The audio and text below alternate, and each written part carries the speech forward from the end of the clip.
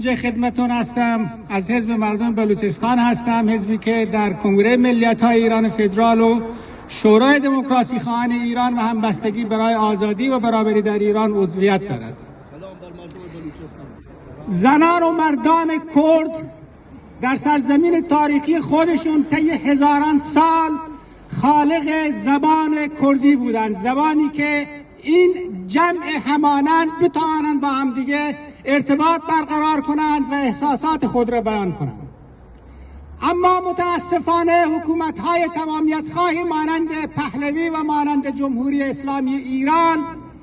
برای اینکه بتوانند به اون سیاست‌های تمامیت‌خواهانه خودشون برسند مجبور کردند ملیت‌های مختلفی را که در ایران زندگی می‌کنند از جمله کرد، بلوچ، ترک، لر، عرب، ترکمن، اینها را همشون رو محکوم و محروم کردند از اینکه بتوانند زبان مادری خودشان را تمرین کنند، زبان مادری خود با زبان مادری خودشان بتوانند بخوانند و بنویسند و تحصیل کنند. و این از نظر قوانین حقوق بشر سازمان ملل متحد یک نسل کشی آرام و تدریجی است، زیرا که زبان به عنوان مهمترین شناخته و مهمترین هویت یک جمع انسانی است که طی هزاران سال این هنر را خلق کرده و به عنوان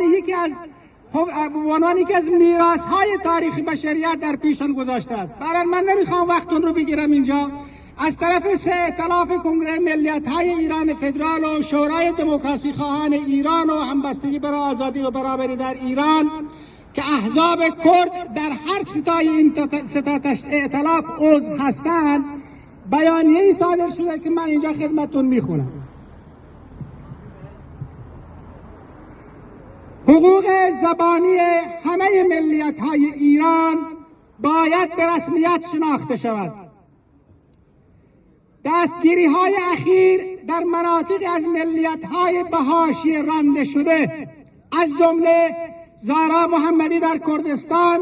و علیرضا فرشی در آذربایجان به جرم تدریس، ترویج و توسعه زبان مادریشان و تحت عنوان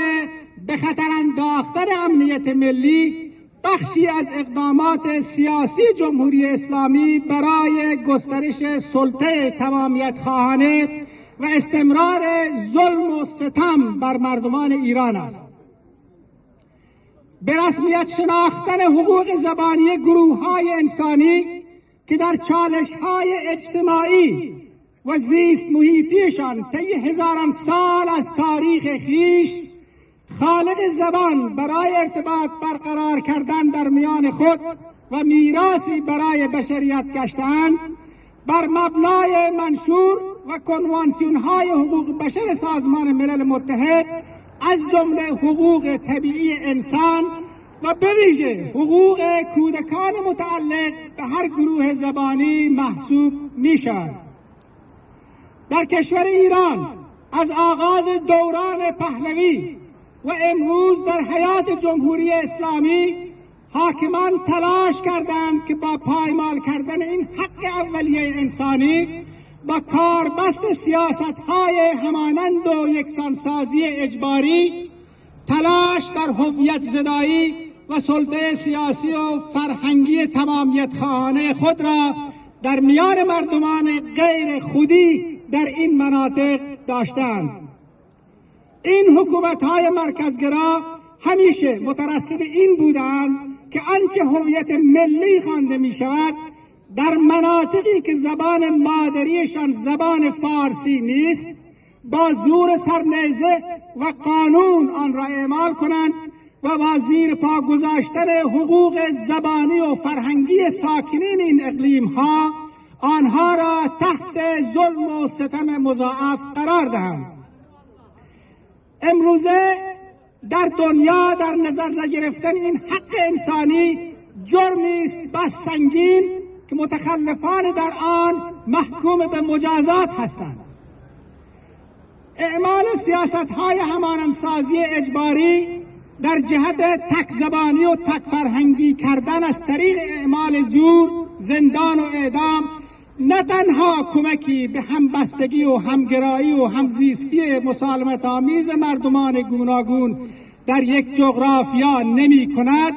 بلکه عاملی در ایجاد تنش‌های فرهنگی و تمایلات واگرایانه و نتیجتاً در تقابل با همزیستی مسالمت آمیز و علیه همبستگی در دگر بودنها Unity in Diversity خواهد بود.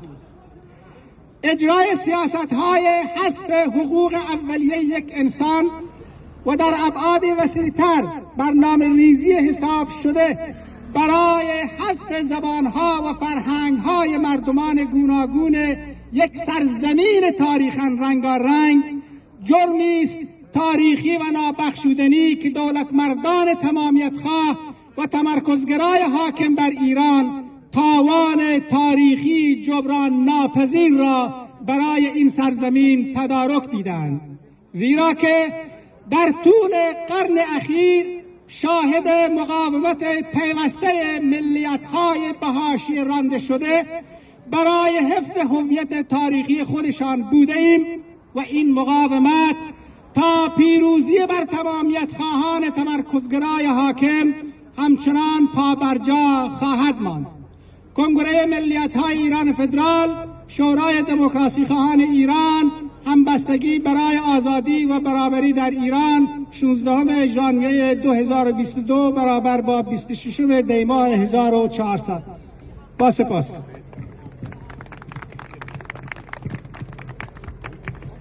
خیلی ممنون و متشکرم.